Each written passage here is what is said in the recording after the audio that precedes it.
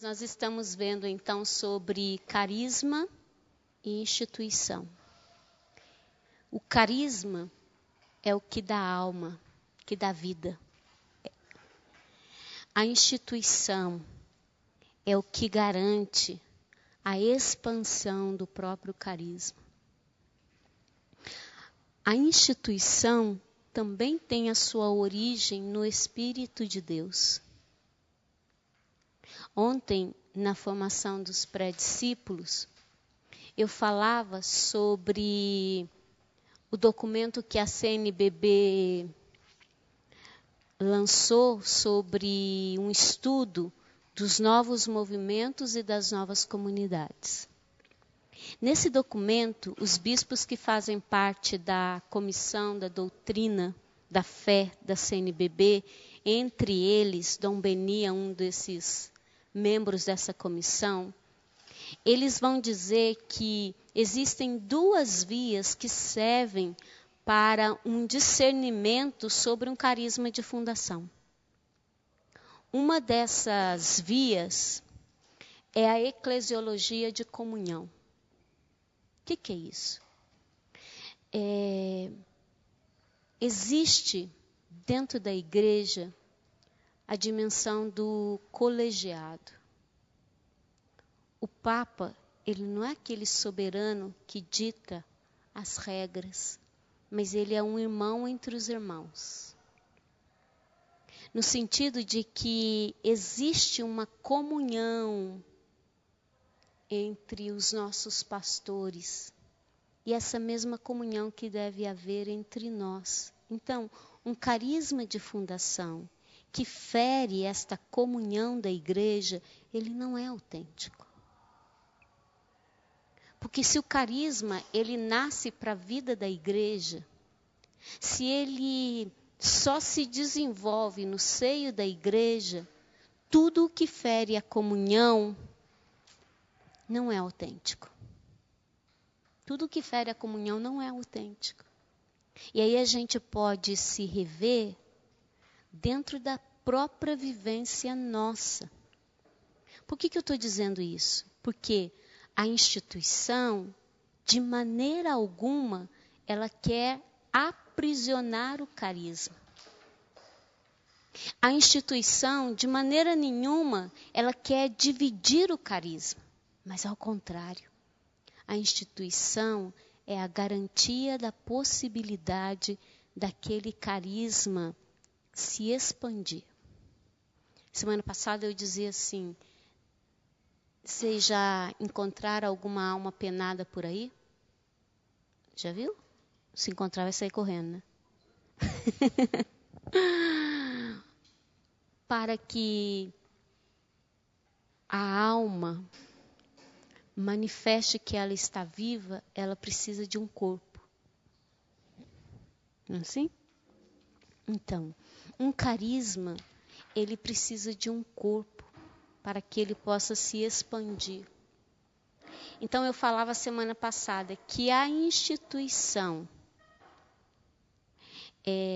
para além de aprisionar o carisma, ela constitui um momento forte para traduzir em estruturas.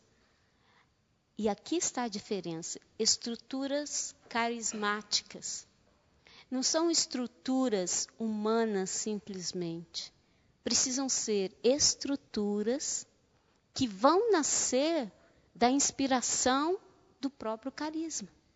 Então, estruturas carismáticas que aquela comunidade, que determinado carisma já vive, mas que torna possível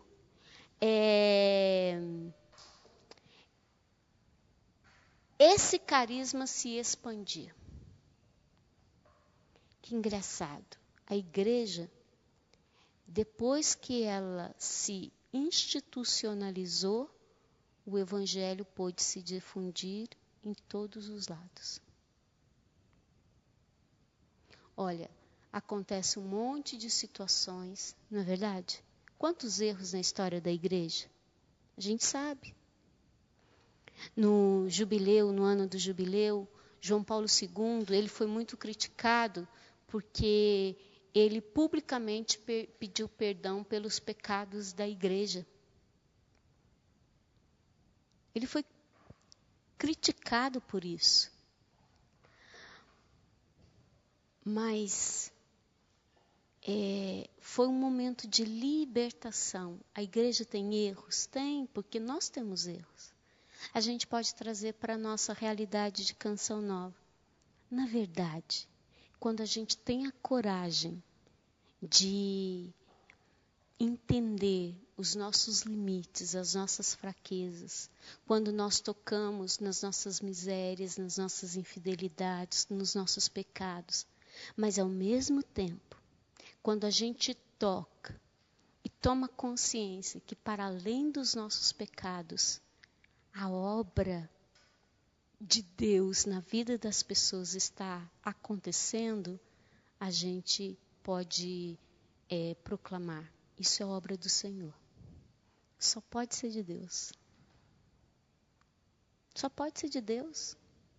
Nós olhamos uns para os outros, nós somos capazes de ver os nossos erros, os nossos efeitos, não é verdade? No entanto, quando a gente vê o que acontece através da nossa ação evangelizadora, nós somos capazes de sentar em frente à televisão, ouvir os nossos irmãos e dizer assim: eu entendo o que ele está falando. Vai ver a vida dele mesmo, do jeito que é.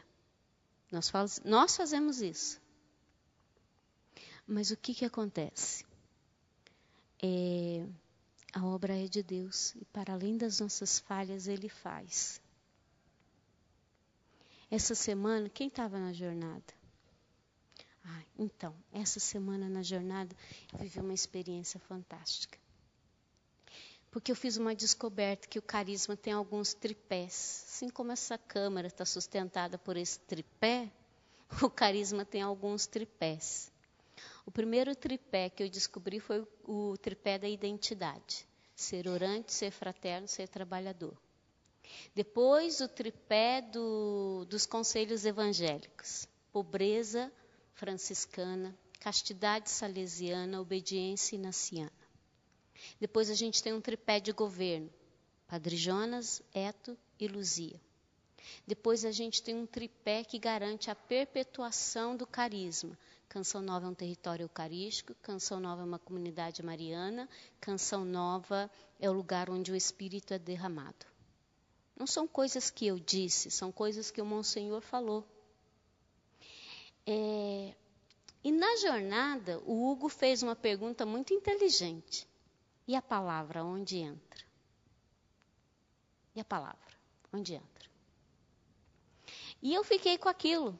Mas é mesmo, né? Por que a palavra não entrou? Onde é que entra a palavra, Jesus? Onde é que entra a palavra? Onde é que entra a palavra? Eu fiquei com aquilo. Tem que ter um lugar especial para a palavra. É isso mesmo. Depois veio a liturgia do dia. Era aquela passagem de sexta-feira que Deus dava uma ordem para Moisés: convocai assembleias santas. Por quê? Para que celebrem as solenidades. E aí Deus vai dizendo a Moisés as solenidades pelo qual ele deveria convocar assembleias santas para celebrar. Eu fiquei com aquilo, comunidades santas. Depois o evangelho era aquele: na sua cidade, na sua pátria, Jesus não pôde fazer muitos milagres, porque o povo não tinha fé. E eu fiquei, mas onde é que está a ligação de tudo isso? Onde é que a palavra entra em tudo isso? Aquilo foi me incomodando. E eu fui assim, mas os princípios é que norteiam as nossas regras. Os princípios dizem da identidade da Canção Nova. Os princípios são alicerces, são a base, é o fundamento da nossa vida. Eles, o padre diz, são imutáveis, não vão mudar. Mas e a palavra, onde é que entra? Se a Canção Nova nasceu da palavra. E é claro, comecei a jornada perdida, né? Eles viram lá, falando perdido, enrolando. E aí joguei esse questionamento, o Hugo trouxe a palavra de sabedoria. A palavra é criadora. A palavra é o que dá vida ao carisma. A palavra, ela é o que gera o carisma. Então, o carisma não pode aprisionar a palavra. Olha, faz toda a diferença, não é? E aí eu entendi, por que Assembleias Santas? Porque o ser comunidade é fruto daqueles que têm a coragem de guardar a palavra, rezar com a palavra, celebrar a palavra, viver a palavra e testemunhar a palavra. O carisma é gerado quando a palavra em nós ela é guardada, quando eu sou capaz de apostar na palavra, quando eu sou capaz de testemunhar essa palavra, vivenciá-la. Então, uma comunidade que não nasce dessa experiência da palavra, ela deixa de ser autêntica.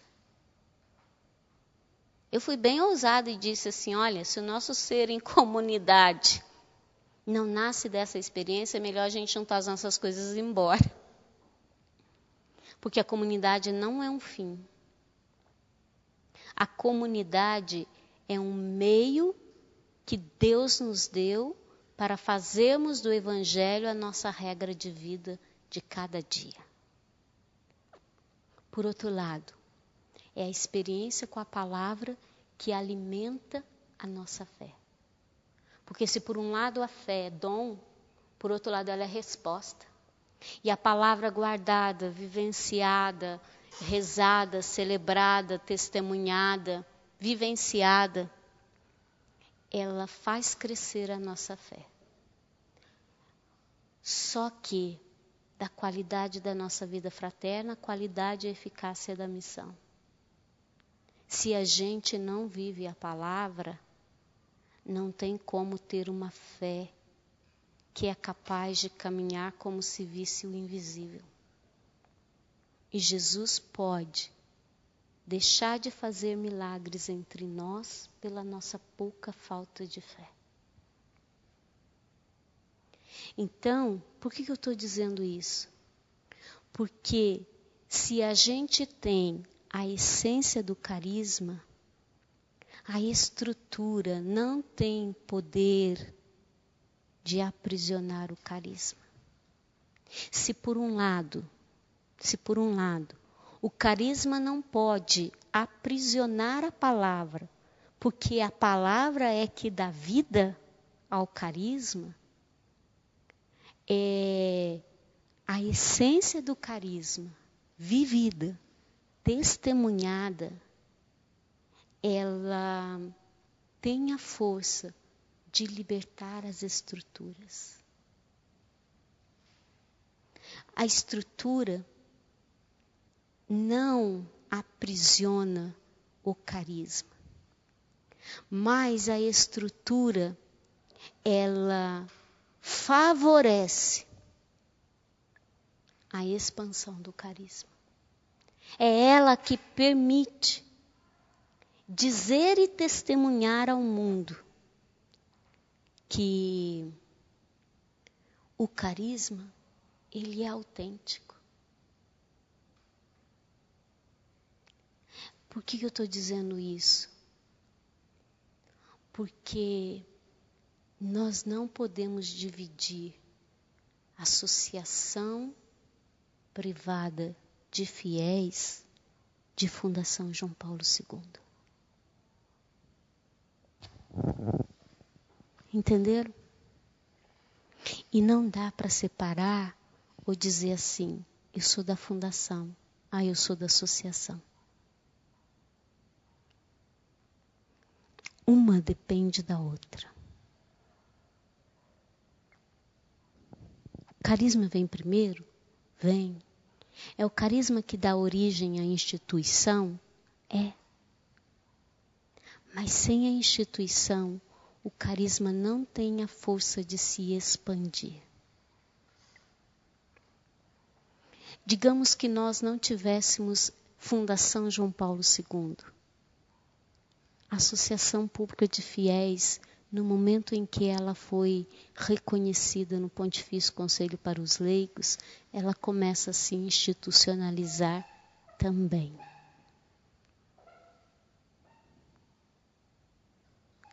E aí a gente volta naquilo que o Padre Jonas sempre disse para nós. Também na dimensão da instituição, nós precisamos viver o princípio da reconciliação.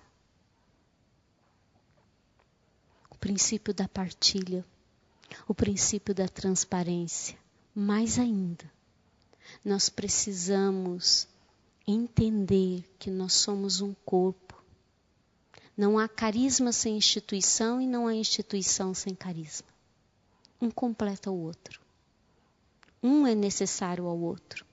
Assim como não existe comunidade de aliança sem comunidade de vida, a comunidade de vida, por outro lado, também depende da comunidade de aliança.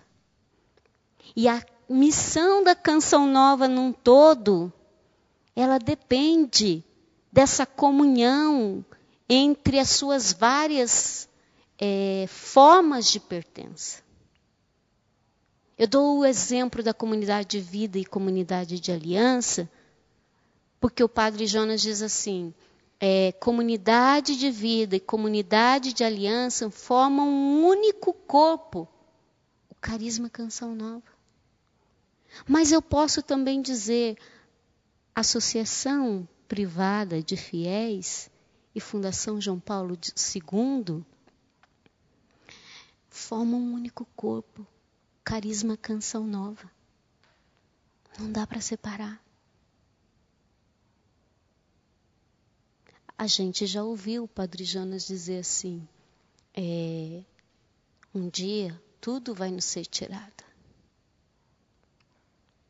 Mas ainda não é tempo das coisas serem tiradas, porque nós ainda não cumprimos a nossa missão.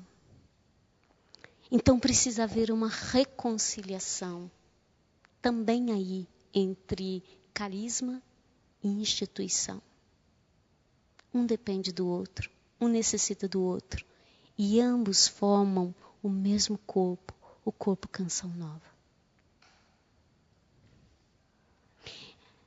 Reconciliar-se com isso é passo importante para de fato entrarmos no tempo de maturidade que nos foi dito pelo cardeal Rilco. Vocês entraram num tempo de maturidade. Nós não podemos mais estar divididos entre nós. Nós não podemos, nós não estamos lutando contra homens. O meu irmão não é o meu inimigo é o outro. E a gente precisa dessa reconciliação entre carisma e instituição. Porque a instituição, ela permite que o rosto singular de Cristo, que aquele carisma é chamado a proclamar e anunciar, se tornem possíveis. Existem perigos no processo de institucionalização? Existem. Nós temos que estar conscientes desses perigos? Sim. Mas nós não podemos jamais ser contra o processo de institucionalização. Senão o carisma, ele se esvazia.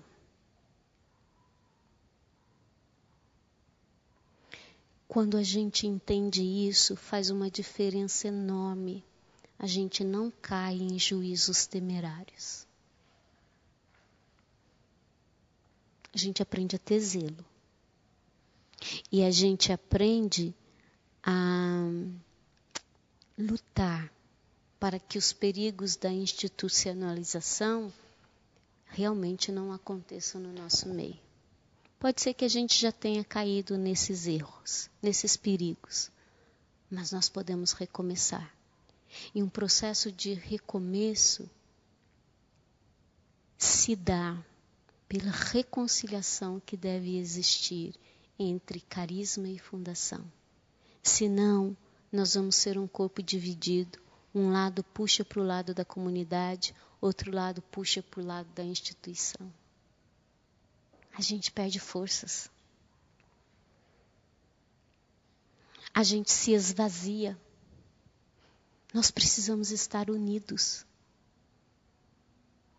Nós precisamos ter a coragem de denunciar. Aquilo que divide é diabólico. Aquilo que divide é diabólico. Quais são os perigos da institucionalização de um carisma? Primeiro perigo que o Dicionário de Vida Consagrada aponta é a ritualização do carisma. O que é isso? Quando se mantém por ingênua fidelidade material algumas expressões históricas e contingentes do carisma. O que é isso? Já viram aquelas pessoas que ficam assim, mas no começo era tão diferente. No começo a gente vivia de forma tão diferente, mas no começo não era assim. Só que, aqui eu retomo aquilo que o padre Paulo disse para a comunidade de aliança. Os motivos que me trouxeram, eles não me fazem permanecer, se eles não forem purificados. As motivações iniciais que me trouxeram, se elas não são purificadas, elas esvaziam a nossa vivência dentro do carisma. E nós podemos, nós mesmos, ritualizar o carisma no sentido de achar que só a experiência dos primeiros eram autênticas. A partir do momento que eu faço um compromisso dia 2 de fevereiro, eu, você, todos nós, somos introduzidos num processo de purificação. Purificação das motivações que nos atraíram, para que permaneçam as motivações verdadeiras pelas quais Deus nos chamou. Se a minha vocação passa por um processo de purificação, o próprio processo de fundação também passa por um processo de purificação. Por quê? Porque nós somos vasos de barros que carregam um tesouro. O tesouro é santo, o carisma é puro? É. Mas as pessoas que o portam não são. Nós somos pecadores. Então, o processo de purificação, ele é natural na vida espiritual. Não tem como fugir dele. Todos nós passamos pelo processo da purificação. Só que a purificação, ela comporta o quê? Ser provado no fogo. Ser provado nos fatos, nos acontecimentos, nas situações. É a mesma coisa. Se o noviço que achar que o tempo bom de comunidade dele foi só o tempo do noviciado, tempo bom foi o meu noviciado, mas o tempo de hoje tem que ser melhor do que o tempo de noviciado.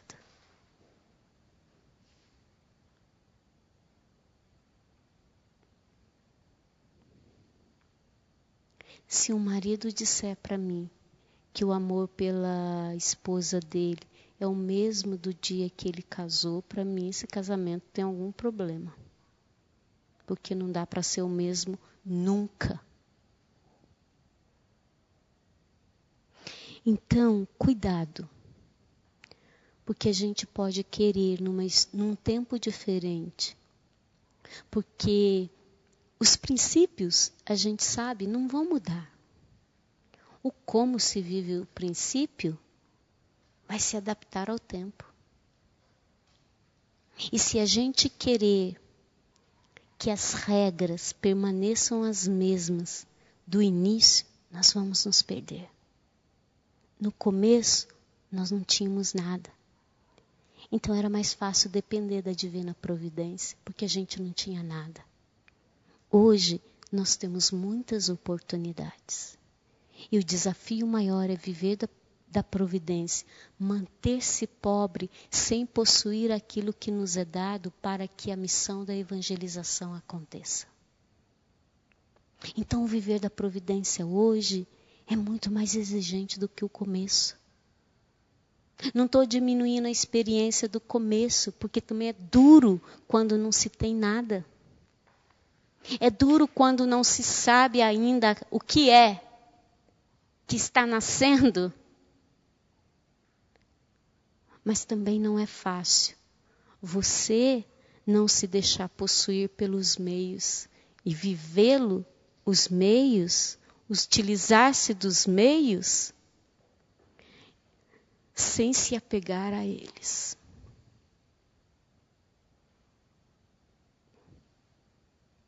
Então hoje eu estou me desvinculando da formação. A vida inteira na Canção Nova eu fiz formação. Eu vou para a área administrativa, eu vou para reuniões administrativas. Hoje foi reunião assim, vai para o jurídico, vai para a DM, vem para cá, vai para lá, tudo isso. Mas, na verdade, eu descobri que eu me apeguei à formação. E Deus precisa começar um processo novo de conversão comigo. O meu ser formadora vai ser novamente purificado. E eu não posso rejeitar a pedagogia de Deus. Não tenho esse direito. Depois, a gente pode cair numa imitação redutiva do carisma. Qual é esse perigo? Quando a gente, na intenção de reforçar a instituição, a gente fica pegando outros modelos e quer trazer de fora para dentro um modelo que não é o carisma. Nós podemos cair nesse risco? Podemos. Precisamos estar conscientes desse perigo para que a gente tenha coragem de se interrogar. É vontade de Deus? É a mesma coisa de eu querer trazer para dentro da Canção Nova a espiritualidade do Carmelo. Eu posso amar a espiritualidade do Carmelo, e eu amo. Mas o meu carisma tem uma espiritualidade própria. E não dá para fazer encaixe, entendeu? Vou dar um jeitinho de viver como os carmelitas vivem dentro da Canção Nova. Ou então querer viver como os franciscanos vivem dentro da Canção Nova. Nós temos sim um princípio de que a nossa pobreza deve ser a pobreza franciscana. Mas onde é que está a raiz desse princípio? De que nada é meu. Eu não posso possuir nada a não ser o Senhor. Essa é a máxima da pobreza franciscana. Mas isso não quer dizer que eu tenha que andar por aí agora esfarrapado, porque eu sou pobre. Não é esse tipo de pobreza. Não é esse tipo de pobreza. É a pobreza de fazer a experiência de tudo depender de Deus. De não possuir nada, como se fosse meu. Eu sou o quê?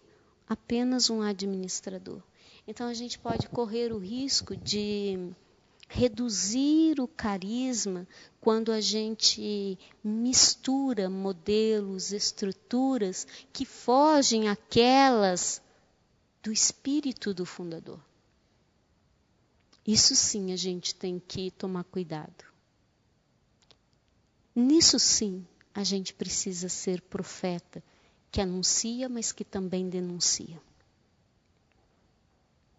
Mas sabe, eu tenho aprendido uma coisa, a gente não precisa sair por aí gritando e apontando os erros. Se a gente vive, a gente incomoda muita gente.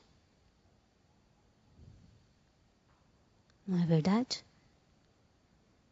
Tem gente que me engole, não gosta de mim. Não sou boba. Acho que todo mundo gosta de mim. Nem Jesus foi amado por todos. Mas uma coisa eu sei. As pessoas me respeitam. Elas podem não me amar, mas respeito por mim elas têm. Porque se tem uma coisa que eu levo a sério, é esse carisma Canção Nova. Um outro perigo é o inverso. Se um perigo é reduzir a visão do carisma, outra coisa é ampliar demais o sentido do carisma. Todos os excessos são ruins, tanto no negativo quanto no positivo. Tipo assim, algumas expressões que a gente precisa tomar cuidado. A canção nova vai salvar o mundo? Não, quem salva é Jesus. Nós somos instrumentos. Nós somos instrumentos. A canção nova é a única resposta de anúncio do Evangelho dentro da igreja? Pelo amor de Deus, isso é pecar contra o Espírito Santo. Jesus já disse que o único pecado que não tem perdão é o Espírito Santo. É contra o Espírito Santo. Ela tem o seu significado? Tem. Ela tem a sua importância? Tem. Cuidado. Eu preciso respeitar as outras inspirações do Espírito no seio da igreja.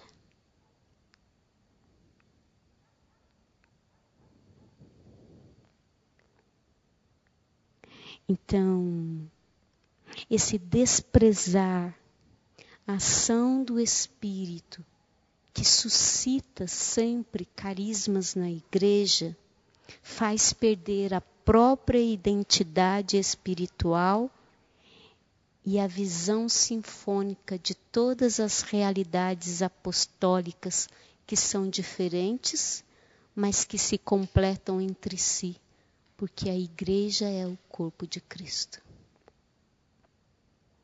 Eu volto a dizer aqui, aquilo que divide é diabólico. E nós temos que tomar cuidado, às vezes, com algumas expressões que nós usamos. Porque elas podem dar a importância de uma arrogância, quando na verdade Deus nos convida à simplicidade e à pobreza. Um outro perigo é a neutralização do carisma. O que quer dizer isso? Quando a comunidade, adquirindo poder na sociedade e numa igreja lenta, planifica e dilui a carga potencial da novidade profética do próprio carisma. Então, no sentido assim, cuidado. Existe uma dimensão profética do carisma que não pode ser perdida. Aquilo que Bento XVI falou na carta dele para os consagrados. Cuidado, porque o processo da secularização também está entrando na vida consagrada. Os consagrados precisam retornar à sobriedade. A sobriedade que a própria profecia do carisma nos impõe. Que não é outra coisa senão a radicalidade do seguimento a Jesus. E nisso, gente, nós somos tentados e o fio que nos separa é muito fino. Porque nós estamos no campo das novas tecnologias. Não é verdade? Então, cuidado, para que esse poder não faça obscurecer a profecia do próprio carisma. Isso pode neutralizar a força profética do carisma. Temos que utilizar dos meios? Sim. A nossa missão de evangelizar comporta uma preferência especial pelos meios de comunicação? Sim, mas são meios. Nunca podemos nos esquecer disso. São meios. E os meios não podem se transformar num fim. Senão eles neutralizam a carga potencial da novidade profética do próprio carisma. Qual é a resposta, então, para esses perigos dentro do processo de institucionalização? O dicionário vai dizer: torna-se fundamental, portanto, a busca de um modelo interpretativo correto do carisma de fundação, que não encerre esta realidade viva em uma forma teórica e estéril. Uma interpretação correta do carisma de fundação. A interpretação do carisma de fundação, com efeito, não consiste numa simples e conceitual formulação de princípios, mas é um momento forte de uma autêntica memória espiritual e de genuína autocompreensão pessoal e imutável da experiência fundante e originante. Lembra que eu sempre falo para vocês assim, é preciso atualizar a experiência fundante? Onde está a origem da experiência fundante do nosso carisma? Onde está? O encontro pessoal com Jesus, na força da experiência do Espírito. Quando cada um faz esta experiência, quando o Verbo se faz carne, quando Jesus se faz presente em meio a nós, o carisma está sendo atualizado. Quando cada um de nós faz uma experiência pessoal, mas ao mesmo tempo, quando nós fazemos uma experiência coletiva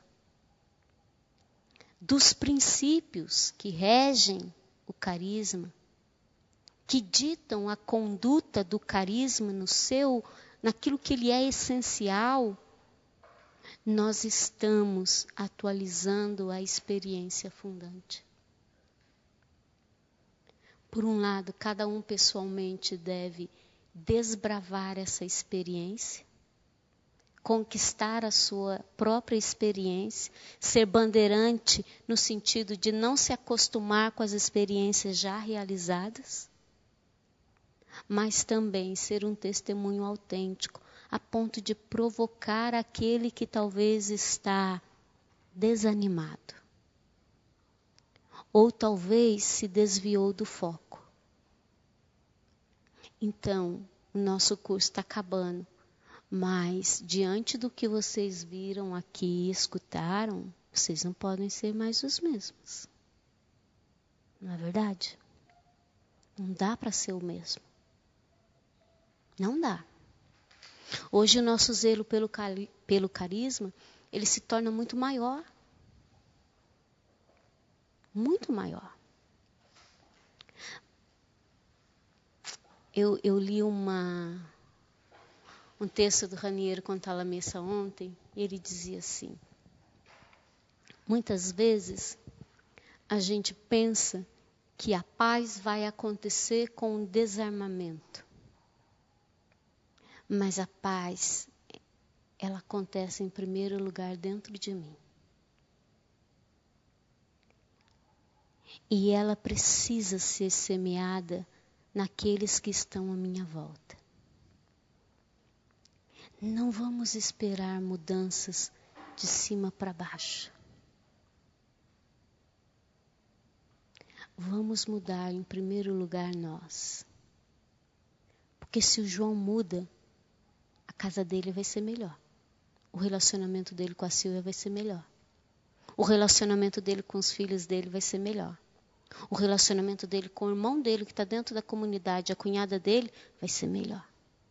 Mas também vai ser melhor o seu relacionamento onde você trabalha. Outro dia eu ficava pensando, gente, nós rezamos tanto para tanta mudança. Mas se a mudança não acontecer no nosso coração... E outra coisa que a gente precisa se conscientizar. Chega de perder gente. Chega. Você sabia que o número de pessoas que já foram embora da comunidade de vida é mais da metade dos membros da comunidade de vida? Se a comunidade de vida hoje tem 700 e poucas pessoas, já passaram pela comunidade de vida 564 pessoas. Foi um susto quando a gente fez um mapeamento dos membros da comunidade.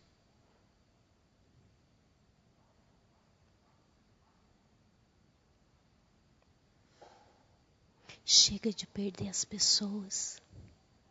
A canção nova, ela precisa que a salvação atinja a todos, inclusive os que estão dentro dela, inclusive aqueles que Deus traz para dentro da nossa casa. Ou vocês acham que Deus também não vai cobrar de nós a nossa missão de evangelizar os colaboradores que Ele põe do nosso lado? Que é muito mais fácil eu pensar assim, ai, fulano tem que ir embora, ciclano tem que ir embora. Mas Deus vai perguntar para nós assim, o que você fez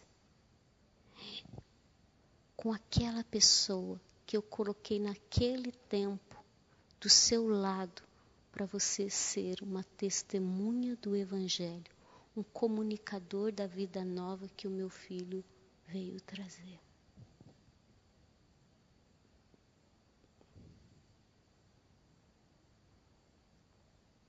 Por isso que a gente não pode parar no julgamento, isso está certo ou está errado. A gente sai perdendo e a gente se divide. Nós precisamos somar forças. Nós precisamos estar em comunhão. E sabe o que faz a comunhão nascer entre nós? A palavra rezada, guardada, testemunhada, vivenciada. Nós estamos precisando mais encarnar a palavra para que Jesus se encarne no nosso meio.